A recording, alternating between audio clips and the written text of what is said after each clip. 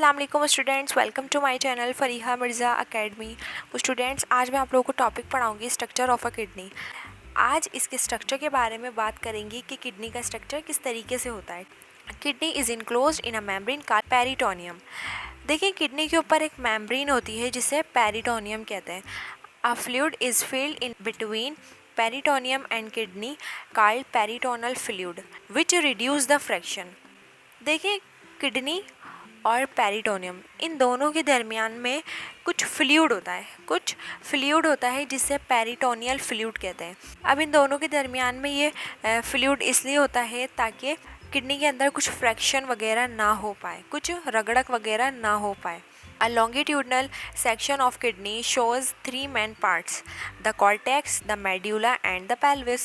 अब देखिए, किडनी के अंदर कुछ सेक्शन होते हैं, उसके कुछ तीन मेन पार्ट्स होते हैं जिसे कॉर्टेक्स, मेड्यूला और पेल्विस कहते हैं।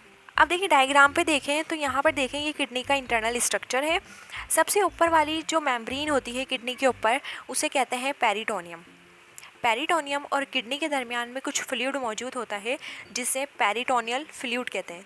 अब ये पेरिटोनियल फ्लूइड इसलिए होता है ताकि किडनी के ऊपर कुछ फ्रैक्शन वगैरह ना हो पाए। अब देखिए, किडनी के जो सबसे ऊपर वाला पार्ट होता है उसे कॉर्टेक्स कहते हैं।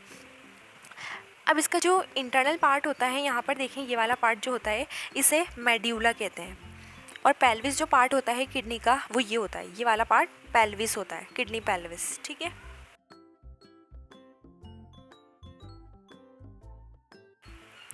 Cortex is the outer dark brown portion. It is covered and protected by a fibrous capsule. देखिए, जो कॉर्टेक्स होता है ये आउटर पोर्शन होता है। ये किस कलर का होता है? ये बिल्कुल डार्क ब्राउन कलर का इसका पोर्शन होता है। ये जो कॉर्टेक्स होता है ये कवर होता है और प्रोटेक्ट हो रहा होता है किससे? फिब्रस कैप्सूल से। The medulla is the inner lighter portion of the kidney. अब देखिए, जो मेड्यूला होता है वो इनर पोर्शन होता है किडनी का, सबसे इनर पोर्शन होता है किडनी का। ये मेड्यूला किस कलर का पोर्शन होता है? ये लाइटर कलर का पोर्शन होता है, मतलब लाइट ब्राउन कलर का इसका पोर्शन होता है किडनी का, जिसे मेड्यूला कहते हैं। It contents the conical projection called renal pyramids. अब मेड्यूला के अंदर कुछ स्ट्रक्चर ऐसा होता है जिसे रीनल पायरामिड्स कहते हैं। The human kidney contain 12 to 16 pyramids.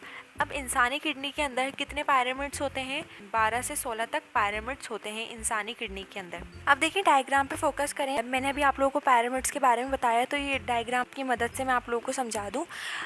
तो ये जो मेड्यूला वाला पार्ट्स होता है इसके अंदर पायरामिड्स होते हैं। क्या होते हैं? पायरामिड्स। अब देखिए, जो 3 कॉर्नर्स निकले हुए, देखिए 1 2 3, ये जो 3 कॉर्नर्स निकले हुए ये सारे पायरामिड्स हैं। तो ये एक किडनी के अंदर कितने होते हैं? 6 होते हैं किडनी के अंदर, या तो 7 होते हैं या फिर 8। तो अब दोनों किडनियों को हम मिलाएं तो कितने होंगे? 12 होंगे या 14 होंगे या फिर 16 होंगे। तो ये इंसानी बॉडी के अंदर कितने होते हैं? या तो 12 होंगे या तो 14 होंगे, दोनों किडनियों को मिला के, या तो फिर 16 होंगे। तो ये पायरामिड्स ये होते हैं। ठीक है। The medulla contain nephron. अब देखिए, मेड्यूला के अंदर कुछ ऐसे पार्ट्स होते हैं जिसे नेफ्रॉन्स कहते हैं। Nephron are the basic functional unit of the kidney.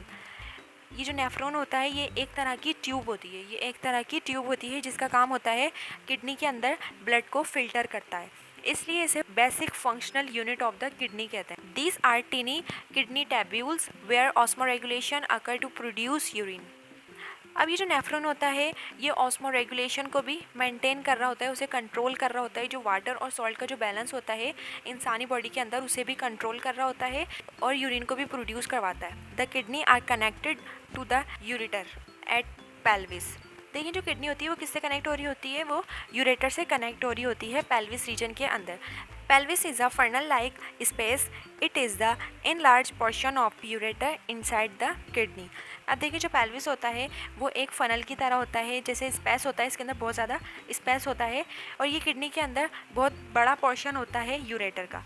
सारा जो यूरिन होगा वो सबसे पहले पेल्विस के अंदर जमा होगा। पेल्विस के बाद क्या होगा? ये सारा यूरिन किसके अंदर जमा होगा? वो यूरेटर के अंदर जमा होगा। ठीक है। तो ठीक है स्टूडेंट्स, यहाँ तक मैंने आप लोगों को ये पूरा टॉपिक कंप्लीट करवा दिया। आई होप आप लोगों को समझ आया होगा। वीडियो अच्छी लगी चैनल को सब्सक्राइब कर दीजिएगा, लाइक कर दीजिएगा एंड शेयर कर दीजिएगा। जब तक के लिए अल्लाह हाफिज़। दुआओं में याद रखिएगा। जज़ाकल्लाह।